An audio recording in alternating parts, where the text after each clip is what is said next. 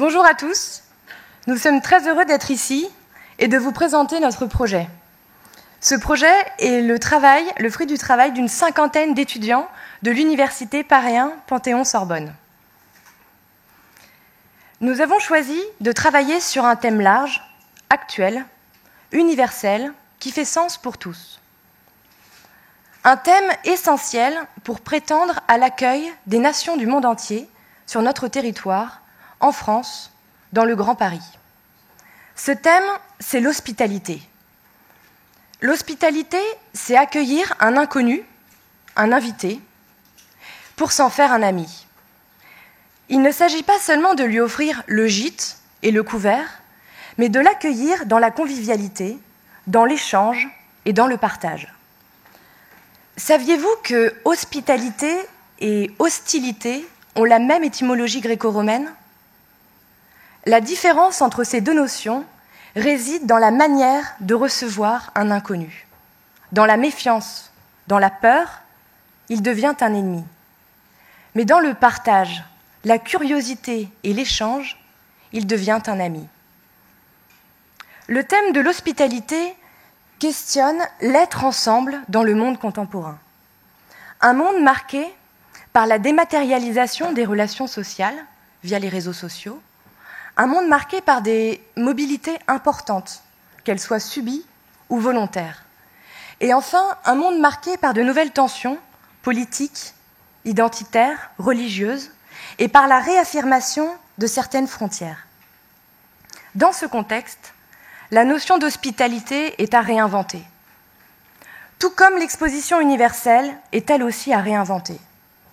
Depuis les premières expositions universelles, le rayonnement intellectuel et humaniste qu'elle défendait s'est peu à peu effacé face aux innovations technologiques et à la volonté de faire de ces rencontres universelles des événements spectaculaires.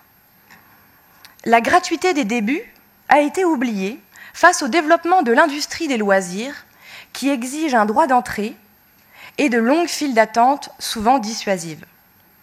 La question de l'universalité, de la diversité culturelle et de l'échange de connaissances se substitue à la démonstration de la puissance de quelques-uns au travers d'architectures iconiques. Nous proposons une exposition universelle d'une nouvelle génération. Une exposition universelle qui imprègne le territoire de façon diffuse. La ville, l'espace public, la rue deviendront les lieux d'accueil des nations. Ces lieux de passage deviendront des lieux d'exposition ouverts à tous, des lieux de vie et d'échange. Nous souhaitons faire du Grand Paris, territoire en mutation, le laboratoire de la réinvention de l'hospitalité. Le Grand Paris sera en 2025 la grande maison de l'exposition universelle. Une ville ouverte où l'espace public devient un lieu de rencontre, d'échange, permettant le décloisonnement des frontières sociales et culturelles. Nous allons d'abord vous présenter comment construire cette hospitalité, c'est-à-dire engager le dialogue international et inviter les nations du monde à y prendre part. Ensuite, nous vous présenterons comment vivre cette hospitalité à l'heure de l'exposition universelle en 2025. L'hospitalité n'est pas innée, elle se construit. Elle se développe par la curiosité de l'inconnu, la volonté de le comprendre, de le connaître et d'accepter ses différences. Il existe autant de façons de recevoir qu'il y a d'individus et de cultures sur notre terre. Offrir de l'eau, un siège pour s'asseoir, une paire de chaussons pour être à l'aise, un repas, un mot de bienvenue. L'hospitalité n'est donc pas universelle. Mais les différentes pratiques de l'hospitalité ont toutes pour point commun la volonté de faire d'un inconnu, d'un étranger, d'un visiteur, un ami. Voici donc une volonté qui nous unit dans la plus grande diversité. Mais n'est-ce pas là justement le sens d'une exposition universelle ? S'unir dans la diversité ? Paul-Antoine nous emmène en voyage à la recherche de cette diversité de l'hospitalité sur un bateau qui fait le tour du monde. Merci Aurore. Bonjour à tous. Nous allons donc vous présenter le projet Grand Tour. Celui-ci vise à engager la rencontre universelle et interculturelle pour nous préparer à l'exposition sur le thème que nous avons développé, l'hospitalité. Pourquoi Grand Tour ? Car ce nom fait référence aux premières formes de tourisme observées dans le monde, engagées au cours du XVIIIe siècle par la jeunesse aristocrate anglaise. Ce Grand Tour se fera cette fois-ci par le biais d'un bateau qui parcourra les divers océans et continents du globe. Le choix du bateau pour effectuer ce voyage vers l'altérité est porteur de plusieurs symboliques. C'est en effet un moyen de transport permettant de franchir les barrières que sont les océans entre les différents continents du globe. C'est aussi un moyen de s'affranchir des frontières territoriales pour ouvrir le dialogue et les échanges à l'échelle internationale. Enfin, emprunter les océans porte ici encore une symbolique forte, se référant à la notion d'universalité et rappelant ainsi les enjeux communs de la préservation durable de ce capital universel. C'est pourquoi l'innovation environnementale et les nouvelles technologies seront au service de la construction navale pour la construction d'un bateau écologique, montrant ainsi et validant les compétences de la France dans ce domaine. Ce bateau partira de Dubaï, ville qui accueillera l'exposition universelle de 2020. Son départ sera le grand événement de clôture de l'exposition de Dubaï. Il constituera ainsi un trait d'union vers la prochaine exposition universelle en France. Au cours de son trajet, l'arrêt du bateau dans les différents ports sera un vecteur de développement local pour les pays concernés. Durant ces différentes escales, le bateau sera un espace culturel, d'échange et de rencontre. Il sera un lieu récepteur d'événementiel, au même titre que les différents ports et territoires qui accueilleront le bateau. Ce grand tour permettra aux populations rencontrées de contribuer à la création d'une œuvre collective universelle. Il constituera aussi un véritable laboratoire de recherche flottant sur le thème de l'hospitalité. Ensuite, l'œuvre sera exposée au sein du Grand Paris. Et lorsque le bateau arrivera au Havre, port du Grand Paris, une péniche transportera l'œuvre universelle et entamera une parade le long de la Seine. Elle achèvera son trajet à Paris le jour de l'inauguration de l'exposition universelle de Paris. Merci. Bien entendu, le grand tour en bateau sera relayé via une plateforme numérique, un site internet augmenté qui permettra à chacun de vivre l'évolution, le voyage et les rencontres faites via ce bateau. Ce sera aussi l'occasion de mettre en réseau des personnes qui se sentent concernées par le thème de l'hospitalité et qui peuvent donc communiquer et éventuellement programmer de se rencontrer à Paris pendant l'exposition universelle en 2025. Charlène nous présente à présent la préparation de l'accueil des nations sur le territoire du Grand Paris. Merci Aurore, bonjour à tous. Alors, comment allons-nous exposer en 2025 ? Nous ne souhaitons pas construire systématiquement des pavillons. Pourquoi ? L'idée est d'une part peu innovante, mais elle n'est pas non plus la meilleure façon pour les visiteurs de profiter pleinement de l'exposition. Ceux parmi nous qui ont eu la chance d'aller à Shanghai se souviendront sûrement de nombreuses files d'attente et heures de queue. Enfin, la création de pavillons n'est pas non plus favorable à une représentation équilibrée des nations et surtout d'un point de vue financier. Notre proposition est de créer une exposition hors les murs, une exposition dans laquelle les nations investiraient des espaces publics, les quartiers, les rues, les monuments, les universités, les transports et les friches. En basant nos objectifs sur l'expérience vécue ou l'expérience à vivre des visiteurs, les nations pourront exposer de manière permanente ou éphémère. Les nations souhaitant s'offrir un espace public permanent à aménager pour tout le temps de l'exposition seront redirigées où il reste des espaces disponibles. Il y en a beaucoup plus en périphérie. Et cette option sera donc un moteur dans la requalification urbaine. Elle implique de faire un inventaire des espaces à investir. En effet, les nations intéressées pourront s'installer dans les friches ou autres espaces en mutation pour désengorger les flux de l'hypercentre parisien. À l'inverse, les pays invités qui souhaitent exposer d'une manière un peu plus novatrice pourront créer de l'événementiel. Par exemple, des fêtes ou des ateliers participatifs seront organisés. C'est cette nouvelle forme d'exposition que l'on qualifie d'éphémère. Et, puisqu'elle ne demande pas de construire ou reconstruire un espace, les activités pourront se dérouler aussi bien dans les lieux périurbains que dans des lieux plus centriques ou plus prestigieux. Chaque nation aura évidemment le choix de la modalité d'exposition. Nous sommes convaincus que cette manière de faire va permettre une répartition plus équilibrée des flux dans le Grand Paris et une représentation plus juste des nations invitées.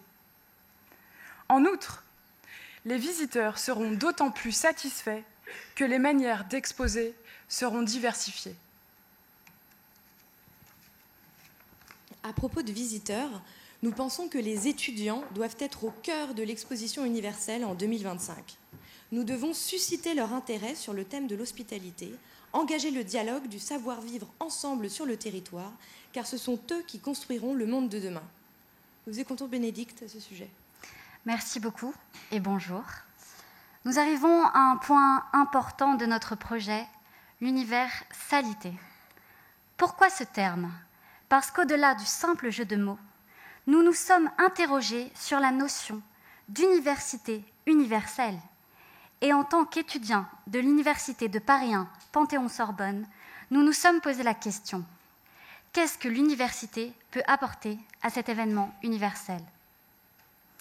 Selon l'article 26 de la Déclaration universelle des droits de l'homme, l'éducation doit favoriser la compréhension, l'amitié entre les nations, ainsi que le développement des Nations unies pour le maintien de la paix.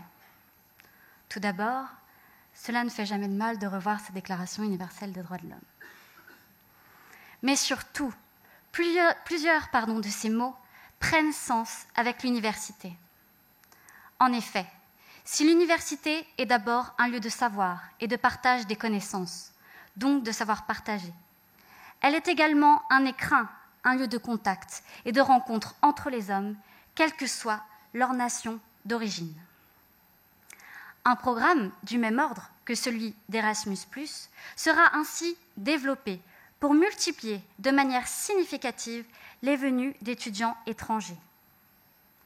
L'Université de Paris 1 Panthéon-Sorbonne est d'ailleurs, à ce titre, une des universités les plus attractives au monde grâce à sa renommée.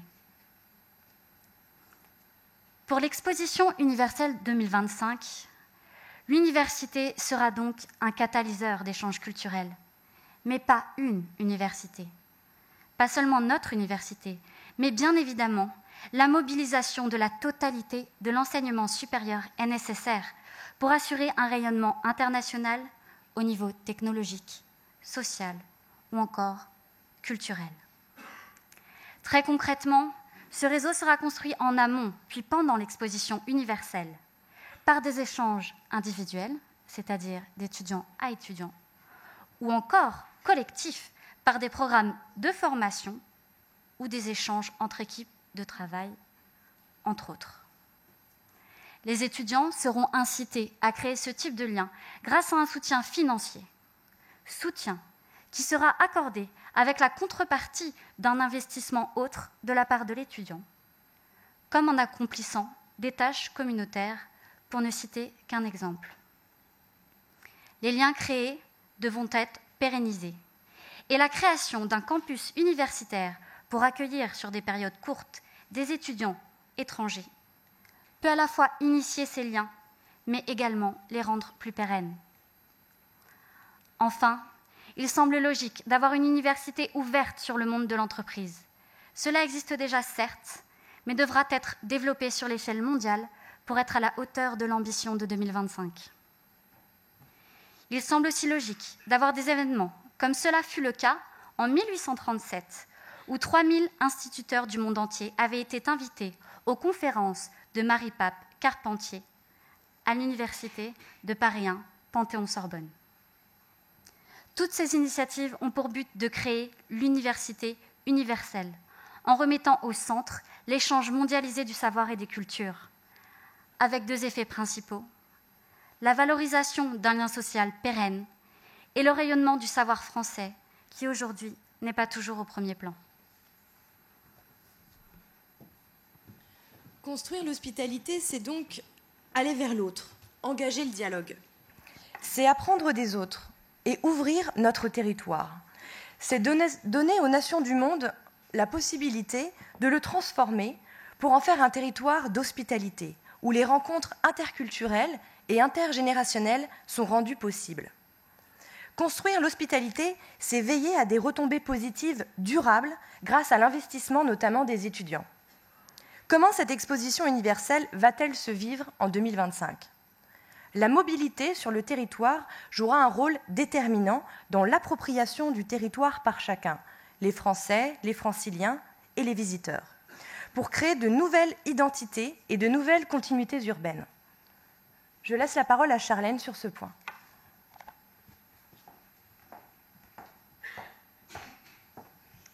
Merci. Le Grand Paris sera le territoire support de l'exposition universelle. Donc, on souhaite développer les transports en commun pour qu'ils soient des lieux d'exposition au même titre que les autres espaces publics. D'ailleurs, on utilise le terme mobilité car on souhaite faire des transports un moment de vie et non pas seulement un trajet d'un point A à un point B. Lire, travailler, s'instruire, se distraire, communiquer seront autant d'activités qui permettront d'accroître l'expérience des voyageurs au cours de leur déplacement. Aussi, développer les trajectoires, les itinéraires, les réseaux ou les marches sera un moyen de se réapproprier les espaces pour donner un sens nouveau au Grand Paris. Dans un premier temps, on veut encourager les déplacements piétons. Les itinéraires piétons guideront de manière traditionnelle résidents et touristes vers les sites touristiques. Mais ils les emmèneront aussi vers des espaces plus insolites de la vie quotidienne pour une découverte du contexte local.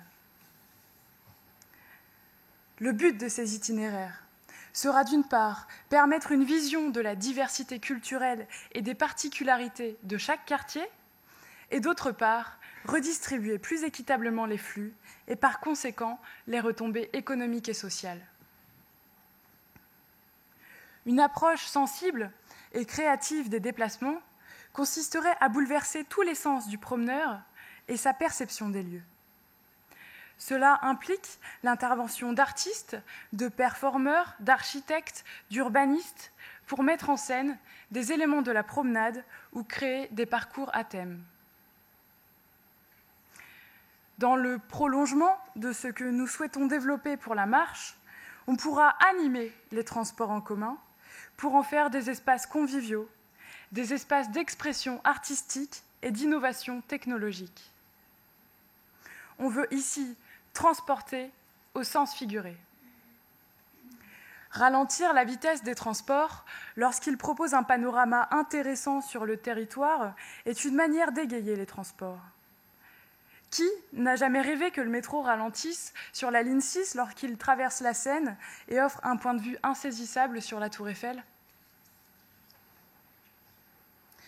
On pensera aussi aux aéroports, gares et ports, qui sont souvent perçus comme des espaces de transition où l'on ne s'arrête pas.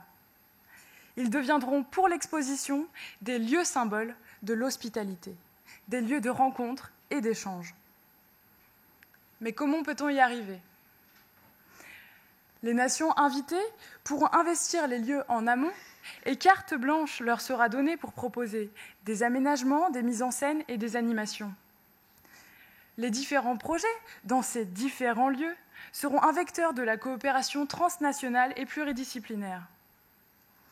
On pourrait imaginer un appel à projets et un système de vote à l'international pour élire les projets les plus intéressants. Pourquoi pas aussi une recherche de financement participatif, le crowdfunding, où chacun pourrait financer le projet qu'il souhaite voir se réaliser. Toute cette participation en amont permettra de faire des gares et ports un lieu de divertissement pendant le temps de l'exposition. Il s'agira de mêler art vivant et numérique pour éveiller au mieux les sens des voyageurs. Et ainsi, ces voyageurs seront immergés dans l'exposition dès leur arrivée. Cette proposition est bien évidemment applicable à l'ensemble du territoire français. On pourrait aussi prévoir la mise en place de portes virtuelles qui seraient une interface directe avec toutes les régions du territoire français et les autres régions du monde. Et enfin, toujours sur l'idée d'une meilleure répartition des flux, et pour diversifier les modes de transport, des navettes fluviales pourront être intégrées au réseau des transports en commun. La mobilité sera donc un moment déterminant de la réinvention de l'hospitalité et du savoir-vivre ensemble sur le territoire. Les transports en commun deviennent des lieux d'exposition favorables aux relations sociales. Thibault nous présente à présent le développement d'activités participatives favorables aux échanges interculturels. Nous l'écoutons. Bonjour à tous, merci Aurore. En 2025, les relations entre les habitants de pays géographiquement ou culturellement éloignés auront très probablement beaucoup évolué. Nous cherchons ici à promouvoir l'hospitalité au travers d'un altruisme créatif, afin de développer l'échange interculturel, la découverte et l'appropriation de la culture de l'autre. De cette façon, nous souhaitons articuler l'animation pendant la durée de l'exposition universelle. L'objectif est de construire une identité universelle avec comme argument principal le savoir-être, le savoir-vivre ensemble. Nous constatons généralement que les visites touristiques sont plus intenses et plus longues lors de la participation active des voyageurs ou visiteurs. La tendance actuelle fait apparaître de nouvelles formes de tourisme, en particulier un tourisme participatif. Le tourisme participatif, c'est une forme d'intégration des visiteurs qui se développe actuellement et sans doute perdurera, voire s'accentuera d'après nos recherches d'ici à 2025. Pour ces raisons, nous souhaitons mettre en place des ateliers créatifs, intégrant une forte dimension participative et interactive. Ces ateliers créatifs seront conçus sur des thèmes différents et permettront de découvrir les cultures de chacun. La gastronomie pourra par exemple être au cœur de cet échange, avec des ateliers participatifs qui permettront de partager les savoir-faire culinaires propres aux différentes cultures et ainsi les faire connaître, les faire savoir par l'échange et la transmission. Ces ateliers seront créés sur des friches industrielles ou naturelles. Cette installation sur des lieux aujourd'hui abandonnés ou peu mis en valeur sur les territoires urbains permettra de faire revivre et d'exploiter le potentiel de ces espaces, en plus de créer de nouvelles centralités touristiques sur le Grand Paris. Ces ateliers intergénérationnels et interculturels permettront la rencontre entre les individus du monde entier et l'échange entre les différentes cultures et générations. Ils inviteront à s'interroger sur les fondements d'une culture universelle dans un contexte mettant en valeur et en interaction la diversité culturelle. À travers ces ateliers créatifs et participatifs, nous pensons non seulement que des rencontres insolites entre cultures sont possibles, mais aussi qu'ils sont un moyen de comprendre et connaître l'autre par la créativité et le partage, un moyen de créer le souvenir et de le faire perdurer. Parallèlement, des fêtes seront organisées. Les fêtes restent en effet le moyen le plus courant et le plus efficace pour rassembler des personnes d'horizons différents. Elles sont des manifestations populaires et constituent des instants de récréation, de détente et d'euphorie générale. Les fêtes seront un moyen de célébrer l'exposition universelle, le temps de sa durée et sur l'ensemble du territoire. Elles sont conçues comme des emblèmes de l'unité, comme des événements fédérateurs et générateurs de liens sociaux. Au même titre que les ateliers participatifs, ces fêtes seront des outils de requalification urbaine. un des trésors de la France est son patrimoine. Il est largement attaché à l'histoire française et magnifié par nos paysages. Cependant, cet atout est aussi souvent la matérialisation d'un des défauts majeurs perçus chez les Français, une certaine fierté que nous connaissons tous, teintée d'un petit chauvinisme dans la valorisation de notre identité culturelle. Si Paris et la France sont encore aujourd'hui les berceaux de l'art et de l'histoire, c'est aussi parce qu'elles ont été alimentées par toutes les cultures du monde et qu'elles ont su construire une identité au travers de la découverte des autres. La région parisienne peut valoriser et encore faire évoluer cette identité par la prise en compte et l'intégration d'autrui sans arrogance. Nous proposons donc de faire entrer les autres cultures dans notre intimité patrimoniale. Nous invitons ainsi les différentes nations à réinvestir le patrimoine français. Nous leur offrons en quelque sorte notre patrimoine, notre histoire, notre culture, afin qu'ils se l'approprient et y intègrent leur propre culture, leur propre histoire ou architecture, leur propre créativité. Les hauts lieux touristiques et monuments iconiques du Grand Paris seront ainsi investis et réhabilités de manière éphémère pour chacune des nations participantes. Cette initiative a pour but de décontextualiser ou recontextualiser le patrimoine pour le redécouvrir et le valoriser différemment. Nous souhaitons intégrer dans notre patrimoine celui des autres pays pour créer un patrimoine universel et interculturel qui ne connaît pas les limites du temps, de l'espace et des styles.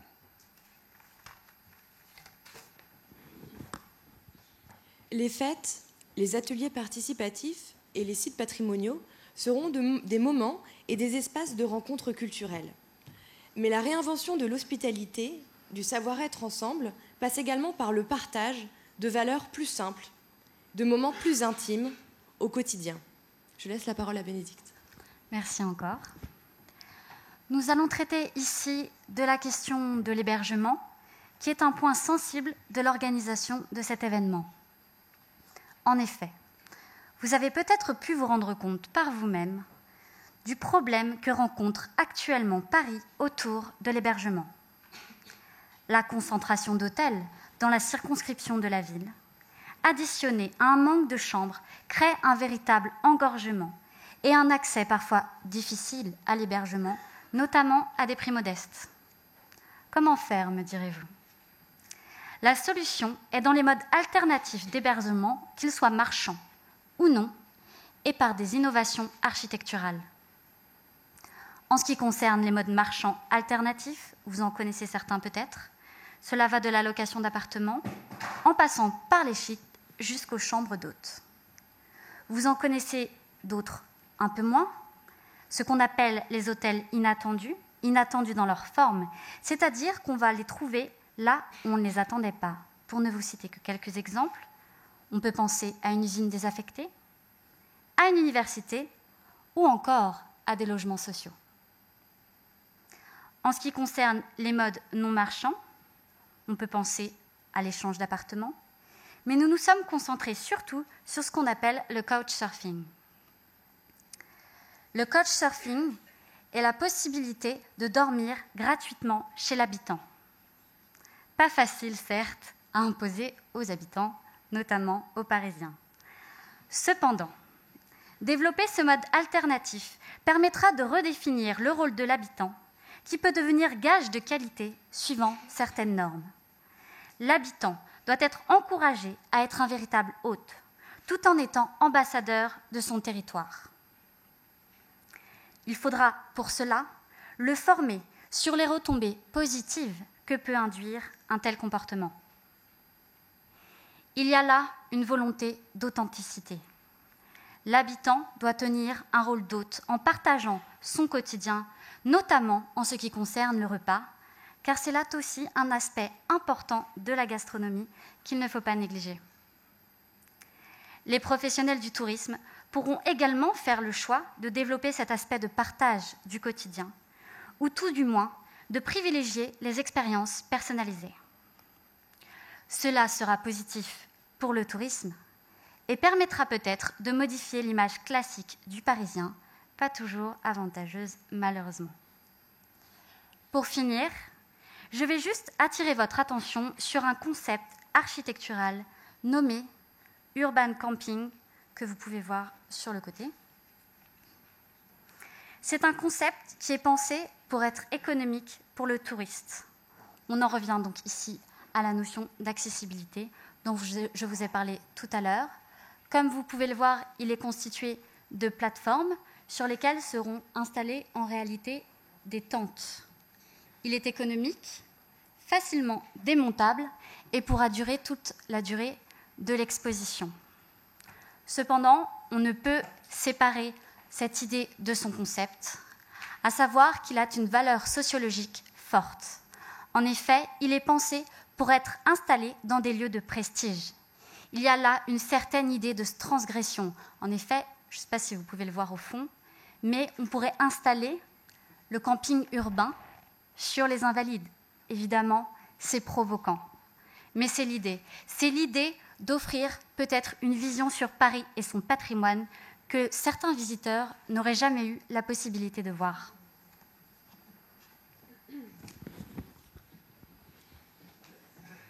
Nous proposons donc de réinventer l'hospitalité en créant de nouvelles continuités urbaines, mais surtout de nouveaux usages. Ce que nous recherchons, c'est l'échange. Nous voulons que l'exposition universelle en 2025 soit un lieu de rencontre.